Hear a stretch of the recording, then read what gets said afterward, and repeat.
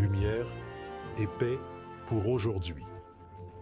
Une série de thèmes bibliques écrits par Joachim Dias avec la voix d'Antonio Sala. Thème 9, les signes, annonçant la seconde venue de Jésus. De même, vous aussi, quand vous verrez ces choses arriver, sachez que le royaume de Dieu est proche. Luc 20 et 1:31.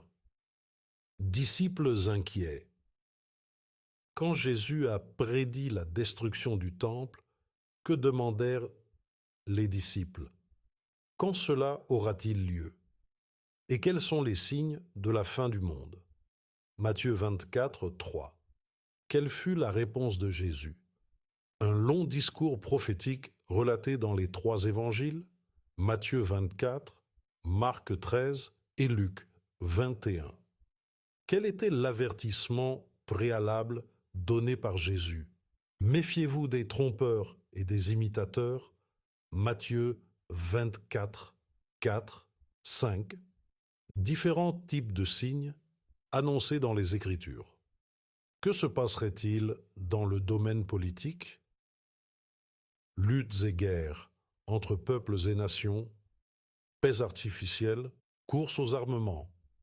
Matthieu 24, 6, 7, 1 Thessaloniciens 5, 3, Jérémie 6, verset 14, Joël 3, verset 9, temps.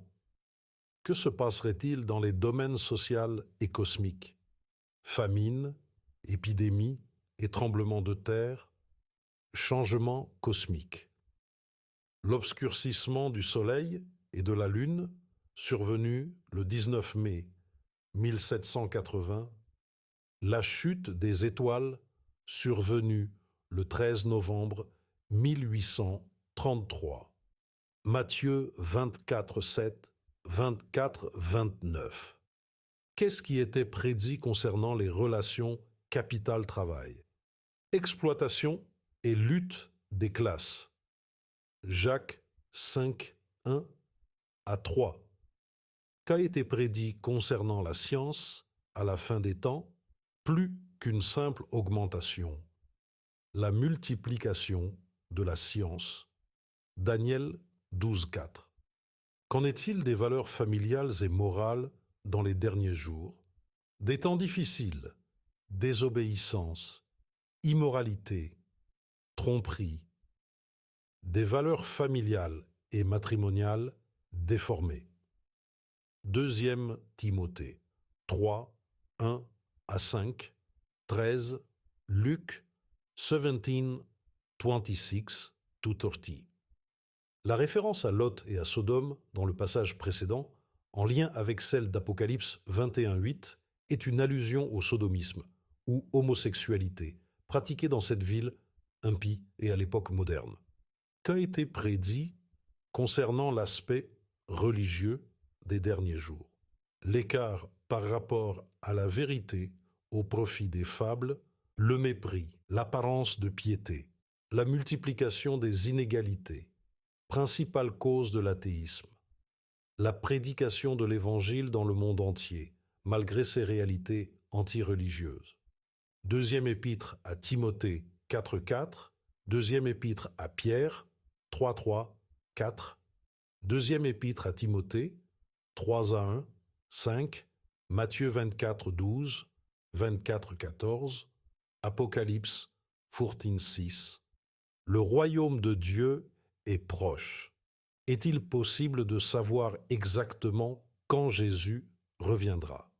Non, seul Dieu le sait.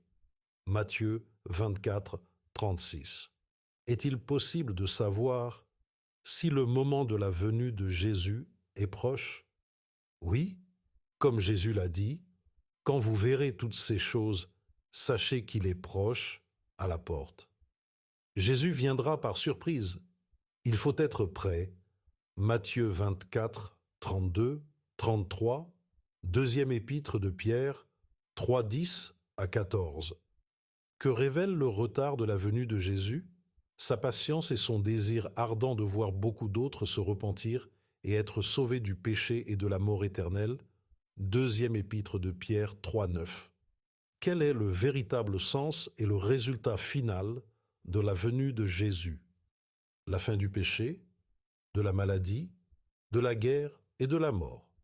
Le rétablissement du royaume de Dieu, la réconciliation et la réunion de toute la famille universelle de Dieu, et ainsi de suite.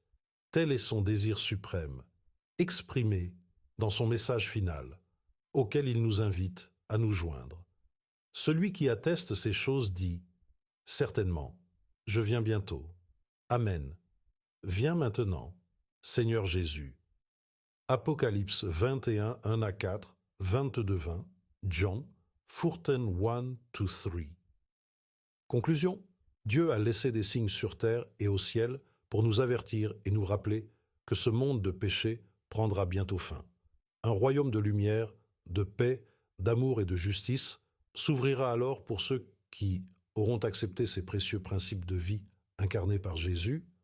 Cependant, ceux qui croient que le royaume de Dieu est proche et désirent y participer sont considérés par Dieu comme une race élue, un sacerdoce royal, une nation sainte, un peuple acquis, afin que vous annonciez les vertus de celui qui vous a appelé des ténèbres à son admirable lumière. Deuxième épître de Pierre 2,9.